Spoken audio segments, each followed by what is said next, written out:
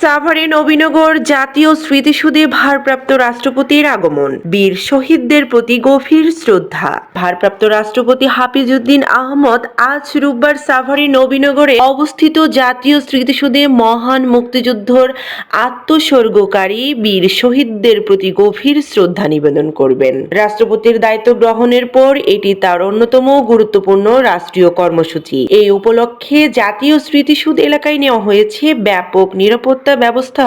আইন শৃঙ্খলা রক্ষাকারী বাহিনীর সদস্যরা নিরাপত্তা নিশ্চিত করতে সার্বক্ষণিক দায়িত্ব পালন করবেন। আগত অতিথিদের চলাচল নির্বিঘ্ন রাখতে নেওয়া হয়েছে বিশেষ ট্রাফিক ব্যবস্থাও। নির্ধারিত সময়ে ভারপ্রাপ্ত রাষ্ট্রপতি জাতীয় স্মৃতিসৌধের শহীদ বেদিতে পুষ্পস্তবক অর্পণ করবেন